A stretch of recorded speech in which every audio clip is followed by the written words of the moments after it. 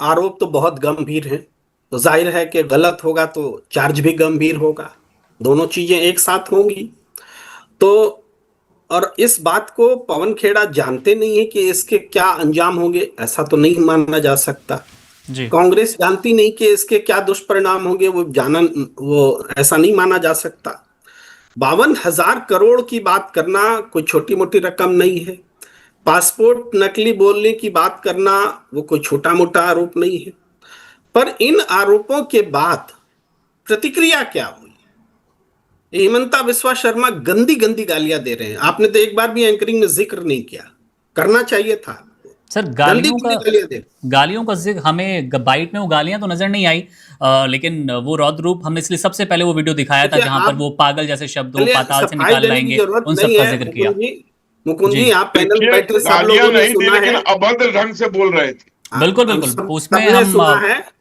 और हमारी वो जनता शब्द हम दोनों लोग एग्री तो द नहीं करते हैं। बोल सकते ना यहाँ। The language was not very polite. वो बिल्कुल। अभद्र ढंग से बोल रहे थे। जी तो प्रेम वो जी। जो है रिएक्शन है, हम्म। भाई सत्ता पक्ष पुलिस भेज दे, वो कोई बड़ी बात थोड़े है। पवन खेड़ा को अरेस्ट कर ले, ये भी बड़ी बात नहीं है। उसने पुलिस भेज दिया, हो सकता है अरेस्ट हो जाए। हम्म। लेकिन जो सवाल है उसका उत्तर क्यों नहीं दिया जा रहा है?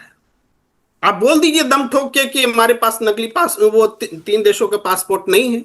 बोल वो सर दीजिए कि एआई बावन बता रहे हजार हैं, कह रहे करोड़ हैं फोटोशॉप है ये सब, तो कोई भी बना नहीं लेगा। नहीं, आप ये बोल सकते हैं फोटोशॉप है कि क्या है। ये तो नहीं कह रहे ना कि मेरे पास नकली पासपोर्ट नहीं है, मेरे पास और हम्म। 2 देशों के पासपोर्ट ये नहीं है, ये बात तो नहीं फोटोशॉप कह को रहे ना। प्रूव तो कोई एजेंसी तो करेगी। सर मतलब मैं एक ध्यान दिला रहा हूं, न जी ये जी कह रहे बिल्कुल। हैं कि मेरे 52,000 करोड़ रुपए की बात गलत है। हम्म। ऐसा कुछ भी नहीं कहा है। तो अब है कि जांच है, सब फर्जी है, तो वो तो जांच में जाएगा मामला। लेकिन लेकिन इस चुनाव का ये मुद्दा बन चुका है। और इस मुद्दे को काट करने के लिए, क्रॉस करने के लिए असम सरकार के पास एक ही उपाय है कि कैसे भी पवन खेड़ा को जेल में डाले। हम्म। तो जेल में डालने से वो इस परसेप्शन को काट सकती है। लेकिन इसके अपने खतरे भी हैं। अगर कहीं से ये सेंस चला गया कि आरोप में सच्चाई है इसीलिए पवन खेड़ा को जेल डाला गया, तो फिर उल्टा पड़ सकता है चुनाव। तो हम जी। देखते हैं कि ये जेल में डालने का जो है, क्योंकि मुझे पता है कि आज 3 बजे तक गुवाहाटी में ही पवन खेड़ा थे। वही असम की गुवाहाटी में पवन खेड़ा बैठे हुए हैं, अरे दिल्ली में खोज रहे हैं। तो इसका मतलब हम्म। है कि कुछ ड्रामा किया जा रहा है। अगर गिरफ्तार करना हो तो पताल से अब खोज के ले नहीं आते। पवन खेड़ा ऐसे व्यक्ति पकड़ाएंगे नहीं। भाई ये एक बात है। तो इसका मतलब ये है कि ये एक ड्रामा किया जा रहा है कि हम अरेस्ट करने वाले हैं, अरेस्ट करने वाले हैं। जनता के बीच मैसेजिंग की जा रही है कि हम पर आरोप गलत है। ये मैं विश्लेषण कर रहा हूं और कुछ नहीं जी कर रहा जी। हूं। खुलकर खुद सीएम ऐसी बात कह रहे हैं, जब पाताल से खोज लाएंगे तो सर बिल्कुल मैसेज तो वही है कि हम अरेस्ट कर लेंगे। जी प्रेम जी। जी, हम नीचे नीचे। पाताल से खोज के क्यों नहीं लाए? हम्म। गुवाहाटी में बैठे हुए और आप दिल्ली में खोज रहे हैं। आप कैसी पुलिस है आपकी? कैसा खुफिया एजेंसी है? गुवाहाटी में वो बैठे हुए हैं। 3 बजे प्रेस कॉन्फ्रेंस करने वाले थे, वो टल गया या हुआ मुझे अपडेट नहीं है मेरे पास।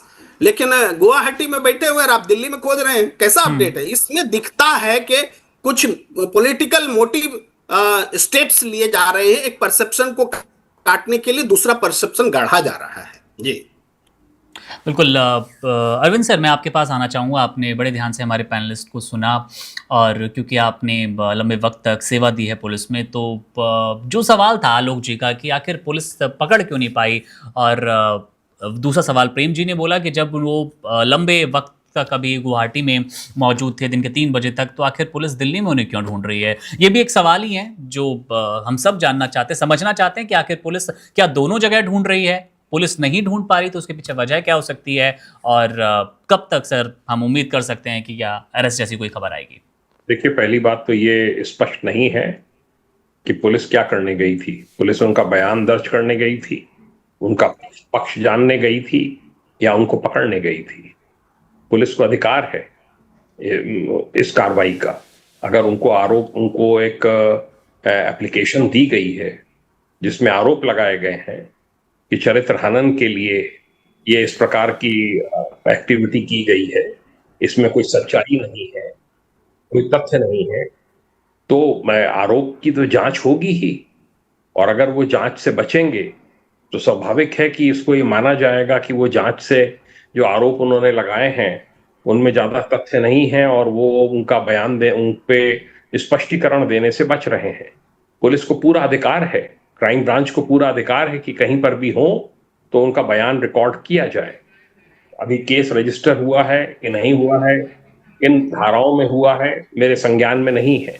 इसमें क्रिमिनल केस बनता है, क्रिमिनल केस बनता है। और अगर हेमंता बिस्वा शर्मा अगर पूर्ण रूप से कॉन्फिडेंट है और वो इस पे स्वाभाविक है कि चुनाव से पहले वो त्वरित कार्रवाई करना पसंद करेंगे, वो इसमें ये मैसेज कतई नहीं जाने देना चाहेंगे इलेक्टोरेट में, असम में, कि उनकी पत्नी के ऊपर ये बड़े बड़े गंभीर किस्म के आरोप हैं। मेरा ये मानना है कि इससे चुनाव पे कोई विशेष प्रभाव नहीं पड़ेगा। चुनाव अलग मुद्दों पे होता है। एक राजनीति में किसी एक के ऊपर आपने 2-3 आरोप लगा दिए, उससे चुनाव नहीं पलट जाता है। चुनाव अपनी जगह है, पर अगर बिना सोचे समझे, बिना वेरीफाई किए पवन खेड़ा ने ये आरोप लगाए हैं, ये कोई ऐसे डॉक्यूमेंट्स नहीं है जिनका वेरिफिकेशन नहीं हो सकता है। ये तो वेरिफिकेशन अब तक सब हो भी गया होगा। मिनिस्ट्री ऑफ एक्सटर्नल अफेयर्स ने भी करा लिया होगा, बीजेपी की टॉप लीडरशिप ने भी करा लिया होगा, और हेमंता बिस्वा शर्मा और उनकी पत्नी को तो सच्चाई का ज्ञान होगा ही। तो इसलिए ये बहुत पहले से आरोप लगाते रहे हैं। गोगोई की पत्नी के विरुद्ध बड़े गंभीर आरोप लगाते रहे हैं, बहुत लंबे समय से लगा रहे हैं कि वो पाकिस्तानी एजेंट हैं। तो ये एक पाकिस्तान की साजिश है। किसकी साजिश है, किसने ये किया है? चुनाव को प्रभावित करने के उद्देश्य से किया गया है। अगर केवल मात्र उद्देश्य से किया गया है तो ये भारी पड़ेगा, पवन खेड़ा और उनकी पार्टी पे भारी पड़ेगा, और इसका खामियाजा उनको उठाना पड़ेगा। बिल्कुल। वैसे सर, मैं कहूँगा सबसे ज़रूरी सवाल, और सवाल पवन खेड़ा को लेकर ही एक बार फिर, क्योंकि प्रेम कुमार जी ने जिस तरह से तस्वीर, दूसरे पक्ष की तस्वीर क्लियर करने की कोशिश की कि आखिर अगर आरोप उधर सिद्ध होता है, जो असम सीएम है हेमंता बिस्वा शर्मा सामने आके क्यों नहीं बोल देते कि नहीं, जितने भी मेरे ऊपर ये धन संचय के आरोप हैं वो सारे झूठ हैं। और अगर दोनों पक्षों में से भी, वो चाहे हेमंता बिस्वा शर्मा खुद हो, उनकी पत्नी हो, या फिर दूसरी तरफ पवन खेड़ा, दोनों में से भी किसी पर भी अगर आरोप सिद्ध होता है तो सर सजा का क्या पैमाना रहने वाला है, कितनी गंभीरता रहेगी अपराध की, इधर मानहानि और एफआईआर को लेकर और उधर फर्जी पासपोर्ट को लेकर? नहीं, देखिए मुकुंद जी, जो उनकी पत्नी है रिनिकी भुइयां शर्मा, उन्होंने जो कंप्लेंट दी है वो एक कॉग्निजेबल ऑफेंस का डिस्क्लोज करती है, और उसमें एक प्रिलिमिनरी इंक्वायरी करने का पुलिस को 100% हक है। जैन साहब ने भी इस चीज को स्ट्रेस किया है।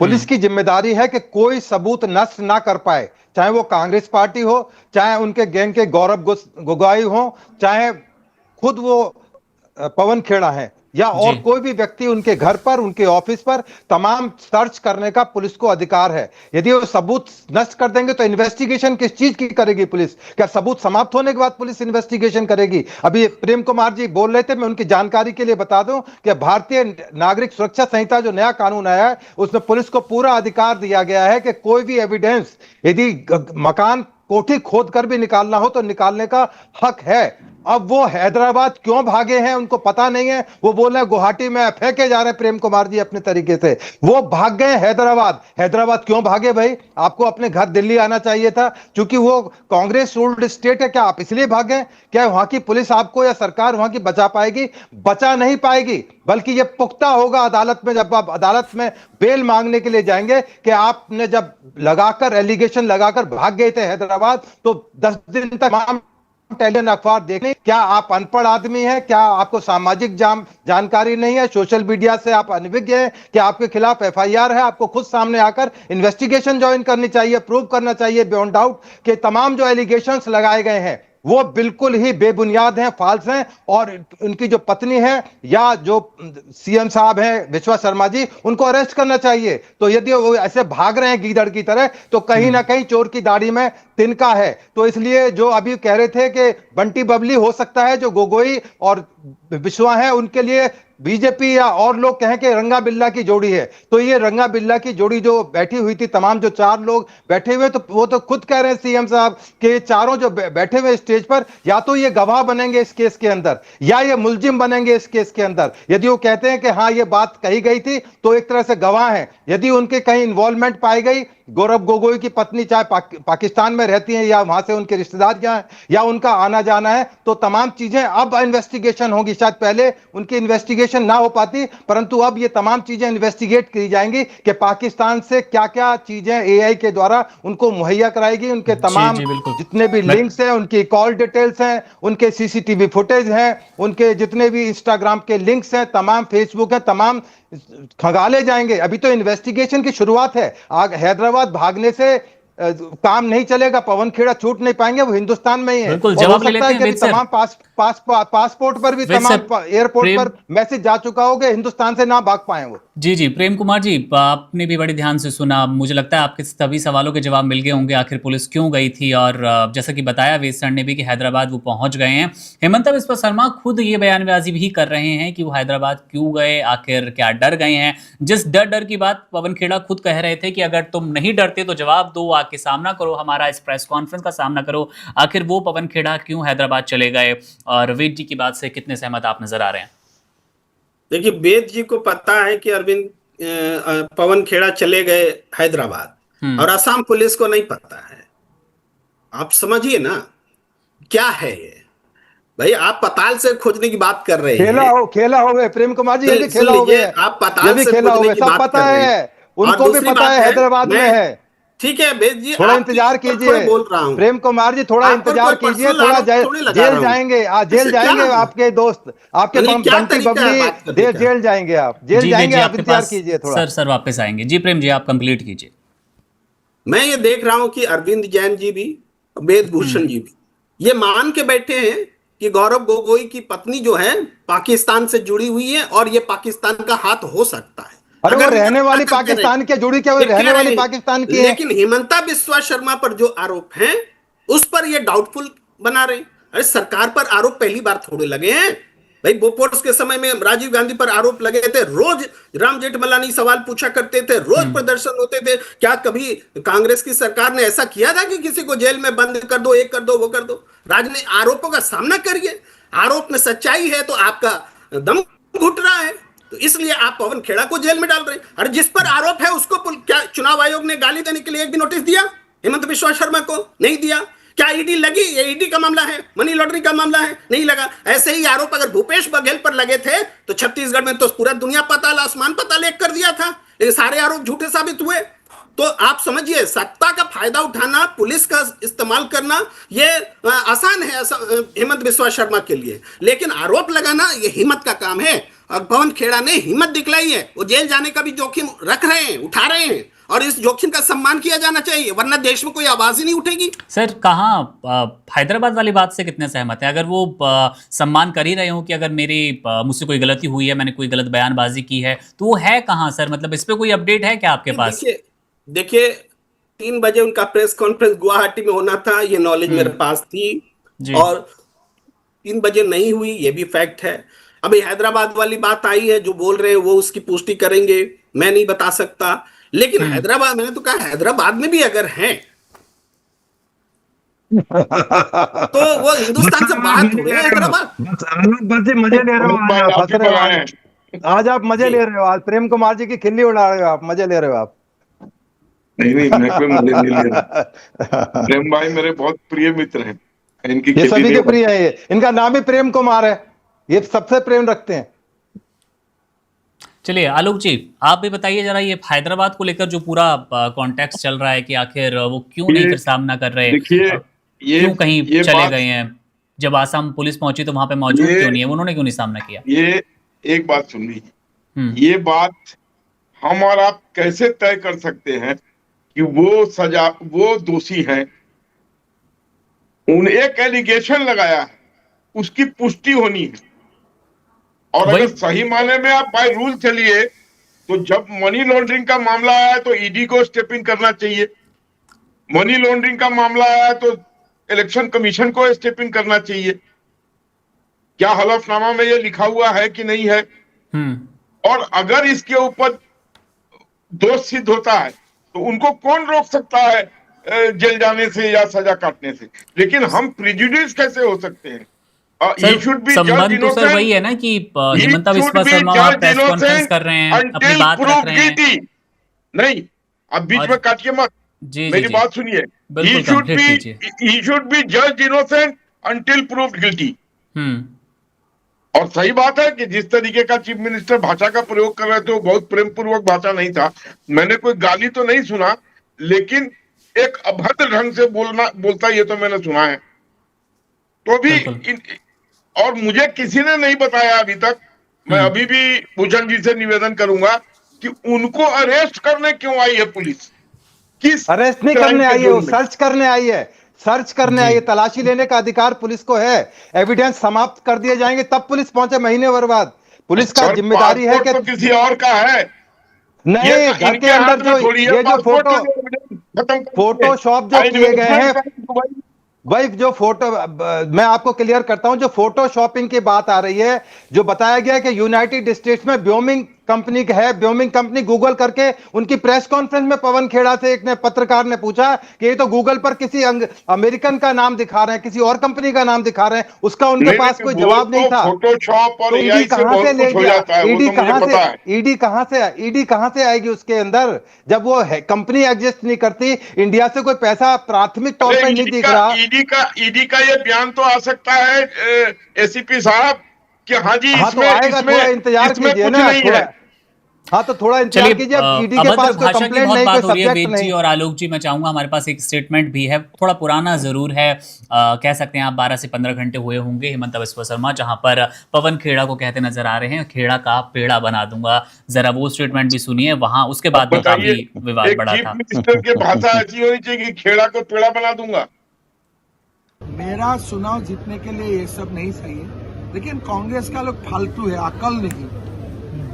राहुल गांधी भी पागल है, ये पवन खेड़ा उससे भी ज्यादा पागल है। अब लीगल एक्शन भी लिया है। लीगल एक्शन तो चलेगा ही, लेकिन और एक एक्शन में लेने जा रहा हूँ, बाद में बताऊंगा। पवन खेड़ा को मैं पवन पेड़ा बना दूंगा। तो बिल्कुल आपने सुना वही स्टेटमेंट जिसको लेकर काफी बवाल है। पागल पागल जैसे शब्दों का इस जरिए भी काफी स्टेटमेंट एक चीफ मिनिस्टर को शोभा नहीं देता है जी, काफी इस्तेमाल करते नजर आए पवन खेड़ा को लेकर भी। लेकिन आलोक जी, मैं चाहूंगा प्रेम जी आपसे भी, उन्होंने भी जिस तरह के शब्दों का इस्तेमाल किया, बंटी बबली, इससे पहले इनके जो नेता हैं राहुल गांधी, वो भी बड़ी तू तड़ाक करते नजर आए थे। तो क्या ये कोई कंपटीशन चल रहा है कि मैं तुझे नीचा दिखाऊं, तू मुझे नीचा दिखाए? यही तो मुकुंद जी कलयुग की परिणति है कि चरित्र सभी दल के नेताओं का और बहुत नीचे स्तर पर आ चुका है। भाषा की कोई संयमता नहीं है। डायलॉग एक स्तर तक होना चाहिए, बिलो दी बेल्ट वार करना चालू कर देते हैं, चाहे किसी भी दल के हो, कोई अछूता नहीं है इसे। और यही हाल मौलाना और पंडितों का भी है, एक से एक भाषा का इस्तेमाल करते हैं। आप बिल्कुल बिल्कुल सर, आपके पास भी लौटेंगे। प्रेम जी, आप कैसे देख रहे हैं ये बयानबाजियों, अभद्रताओं का बड़ा जिक्र आया बार बार, उधर मानहानि की बात हो रही है, एफआईआर भी हो गई उस चीज पर, और यहाँ पर भी क्या चल रहा है? यहाँ पाताल से खोद लाऊंगा, निकाल लाऊंगा, पागल हो क्या, खेड़ा का पेड़ा बना दूंगा, इन सब पे क्या टिप्पणी करना चाहिए? मैं ये कहना चाहता हूं कि आपकी भी पत्रकारिता की भी एक मर्यादा होती है। वो शब्द जो बहुत अपमानजनक और गाली वाली थी, आपने नहीं दिखाई, नहीं दिखा सकते, हम जानते हैं, लेकिन वो गाली उन्होंने दी है, हमने सुनी है। मैं पैनलिस्ट के तौर पर मैं बोल रहा हूं। और ये आलोक जी केवल खेड़ा को पेड़ा बनाने पर सुनने पर इतने उत्तेजित हैं कि वो अभद्र भाषा है, लेकिन गाली वाली बात सुनेंगे तब कैसा लगेगा? एक तो बात ये।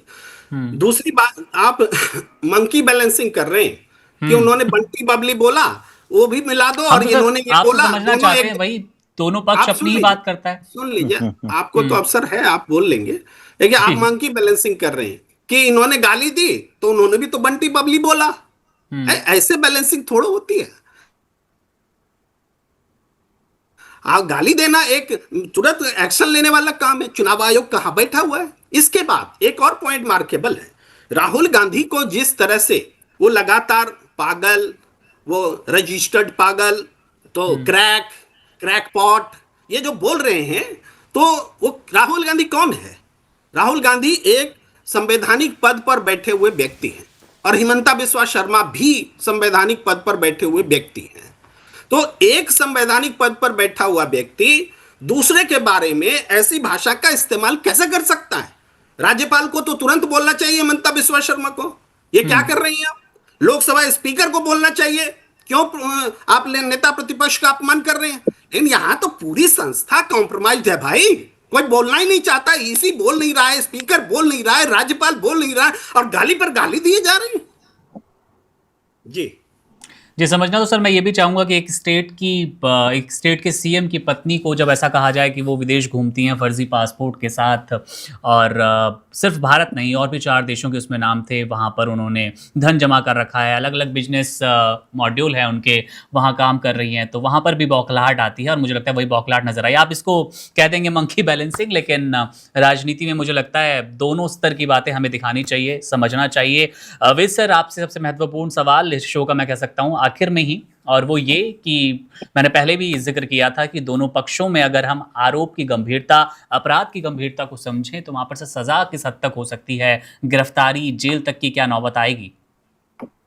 देखिए, प्राथमिक प्राइम फेसाई ये एक ऑफेंस को डिस्क्लोज कर रहा है, इसमें मुकदमा भी दर्ज होगा। पवन खेड़ा एंड गैंग जो 4 लोग बैठे हुए हैं, उसमें गौरव गोगोई और जो बाकी जो 2 दिखाई दे रहे हैं, या तो वो गवाह होंगे या वो मुलजिम के तौर पर गिरफ्तार होंगे, और मिनिमम सजा इसमें 10 साल है। नॉन बेलेबल ऑफेंस है, बेल होने की संभावना नहीं है। यदि वो अरेस्ट हो गए तो आप सालों बाद, फिर जब वो 10 साल बाद जब भी या 7 साल बाद जेल से आएंगे, तब हम फिर दोबारा उस पर डिबेट करेंगे कि इतनी जल्दी बेल पर कैसे आ गए। तो ये मामला बहुत संगीन है, क्योंकि उन्होंने जो सवाल लगाए हैं 52,000 करोड़ रुपए, 3 कंट्रीज के पासपोर्ट, जो कि संभव नहीं है, क्योंकि इतने अनपढ़ या इतनी उनकी जो वाइफ है या सीएम है, इतने नादानी नहीं कर सकते कि एक साथ 3 पासपोर्ट होल्ड कर सकें। यदि होल्ड कर रहे हैं तो यदि उन्होंने एफिडेविट में कोई कंसीलमेंट ऑफ फैक्ट है, तो वो चाहे सीएम हो चाहे कुछ भी हो, उनको वो गद्दी छोड़नी पड़ेगी। तो इसलिए जो कानून का रास्ता है वो मुझे आपको मान्य होगा। इस देश की जो अदालतें हैं अभी तमाम उन पर विश्वास रखें, थोड़ा बहुत इन्वेस्टिगेशन की जाएगी।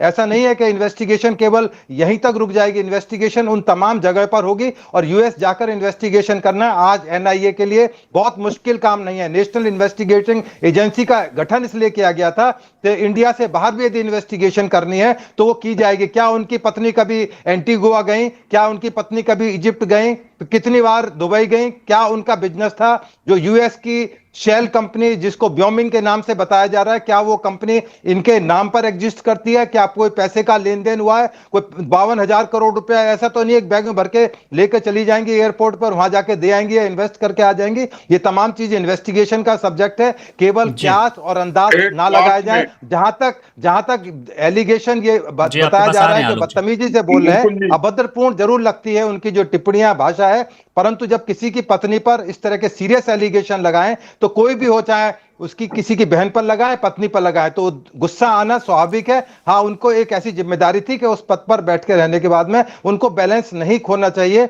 और उम्मीद है कि शायद वो आपके चैनल की आवाज उन तक पहुंचेगी, दोबारा इस तरह की अभद्र भाषा का। हाँ, जहां तक गाली के, मैंने तमाम चैनल्स पर देखा है, कहीं मुझे गाली नहीं सुनाई दी।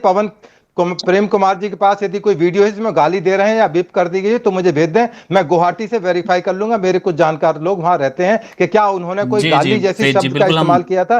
ये प्रेम कुमार जी को ज्यादा बेहतर तरीके से बता सकते हैं उन्होंने किस चैनल पर, या उनको हो सकता है उनको उन्होंने पवन खेड़ा जी ने उनको कोई वीडियो भेजी हो, उनको पवन खेड़ा जी शायद हो सकता है उनके पंतरंग मित्र हैं, उनको वीडियो भेजी हो तो वो हमें भी शेयर कर दें, जिससे मुझे आगे भी डिबेट करनी है शाम को, तो मैं बता सकूं कि उन्होंने गालियों का इस्तेमाल किया, कौन कौन सी अच्छी वाली गालियां दी गई उन्होंने। बिल्कुल, आलोक जी भी इंतजार कर रहे थे। प्रेम कुमार जी, आपसे जवाब चाहिए इस पे, बस आलोक जी आप 1 मिनट में अपनी बात खत्म कीजिए, क्लोजिंग रिमार्क्स हम चाहेंगे शो को लेकर। मैं ये कहूंगा कि किसी के ऊपर एलिगेशन लगा देने से वो दोषी सिद्ध हो जाए, ये परंपरा तो नहीं है। कुछ दिन पूर्व याद होगा प्रेम भाई, 70,000 करोड़ घोटाला एक उप मुख्यमंत्री पर लगाया गया था। क्या हुआ उसका? कौन गया जेल? किसके ऊपर कार्रवाई हुई? And this allegation was leveled nobody else than the Prime Minister himself. तो क्या हुआ उसका? उसके बाद वहां के चीफ मिनिस्टर ने कहा था, देवेंद्र फडणवीस ने, कि स्वर्गीय पवार चक्की पीसिंग इन जेल। वो तो उप मुख्यमंत्री बन गए उनके साथ, कहां चक्की पीसिंग हुआ?